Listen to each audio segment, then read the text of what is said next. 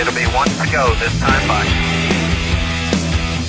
Coming to the green, buddy, coming to the green. Let's go get him. Go, go, go, go, go, go, go! Get your motor running. Head out on the highway.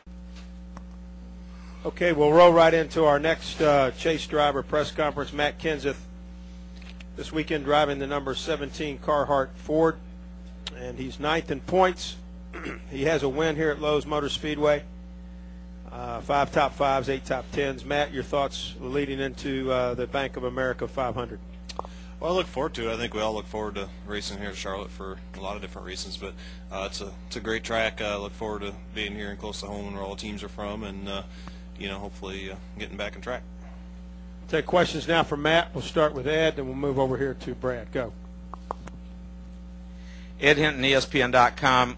Matt, with Carl admittedly causing last week's wreck at Talladega, taking out 2 teammates with him, did that not do anything to help what last year was already appearing to be a pretty strained relationship between you and Greg and Carl?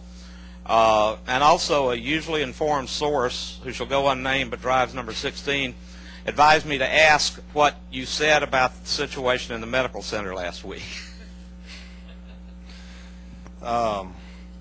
First question, I guess. No, I mean our relationship is fine. I mean, we pretty much got over that deal from Martinsville last year, and it's all been all right. I mean, yeah, I was disappointed there was a wreck. I mean, but there's going to be wrecks at.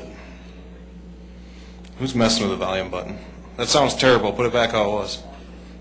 Look at that guy back there. Anyway, there's going to be wrecks, and some of that stuff's going to happen. You got it all jacked up. Hello?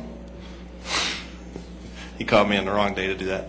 Anyway, there's going to be wrecks. There's going to be accidents. That stuff's going to happen. I was disappointed it happened because we were, almost out of contention, and thought we were going to have a good day, gain some points, maybe be a contender again if we get it back around 100 points or something like that.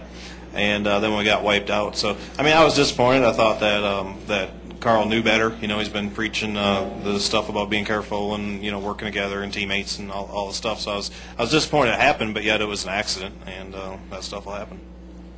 Go ahead. Matt, Brad Gilley, PRN. Can you talk about what a win means to the folks back at the shop, winning here at Lowe's Motor Speedway in everyone's hometown? Is this kind of a bigger race for the organization in general? Well, I mean, there's some races that seem like they're bigger than others. I think they're all big races. These races are really hard to win. Obviously, it's special to be able to come here. The All-Star race is a huge race, and then you got the 600 and you got the 500 miler in the fall. So they're all big races. For us, we haven't won this year yet, and for us to get a win anywhere right now is real important, and would be big for us. Go to Dustin and Jenna. Go ahead. Dustin Long, Landmark Newspapers. Matt, although you weren't able to get the points and maybe get back into it as much as you want, how do you assess the chase from this point on, and particularly with 2 of your teammates? You know what they can do, but you've also seen what Jimmy can do at these tracks in the past. Well, I mean, anything can happen. I mean, Greg and Carl are running awful good, obviously, but I think especially after last weekend, Jimmy's probably in the best position. He had some trouble last week and got a lap down, and still came back, got a top 10, missed the wreck, and did all that. And I mean, they're always difficult to beat. I mean, in my opinion, I've said this many times before. Since they put that team together and him and Chad got together, in my opinion, they've been the team to beat. On average every week and every year. So I would have to say, in my book, the 48's probably pretty heavily the favorite right now. But yet, that's not a lot of points, and one flat tire or one broken part or whatever can change the way the whole thing looks. So. I hope Greg and Carl can get back in it and hopefully have a tight race down to the end. Go ahead, Jenna. Jenna Fryer, Associated Press.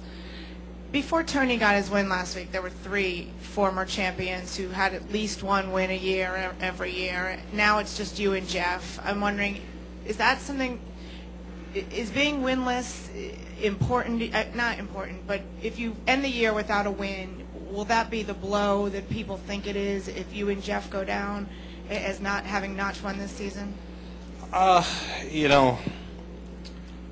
I mean, it's a big deal to win. It's really hard to win, and you know, if we don't win a race this year, I'll be really disappointed in that. But yet, I can't do anything special to try to get a win in the next 6 weeks. I mean, I race as hard as I can race every single week. We do everything we know how to do to try to win races and bring our best stuff and race as hard as we can. You know, and you can't do any more than that. So I mean, the second you try to do more than that is when you end up wrecked or have problems or make mistakes. So we're doing everything we can do. If it all lines up and something happens and we can win a race or two here before then, that'd be great. But like I said, I don't feel like we can really try any harder than we're trying.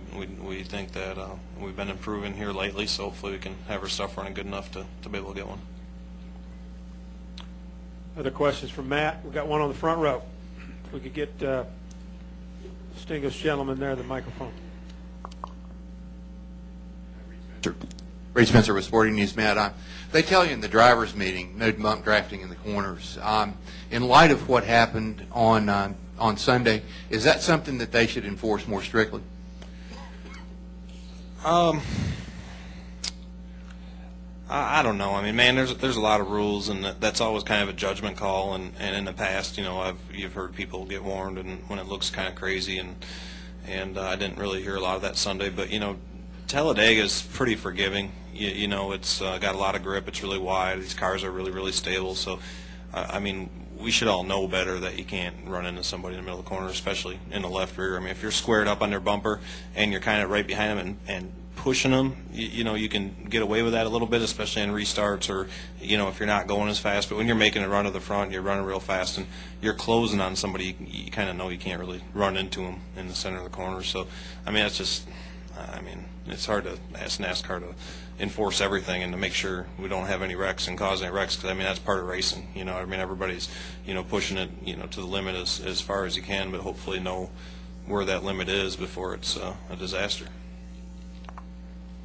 Anything else from Matt before we let him get to practice? Anything? Matt, thank you very much. Thanks. And good luck this weekend.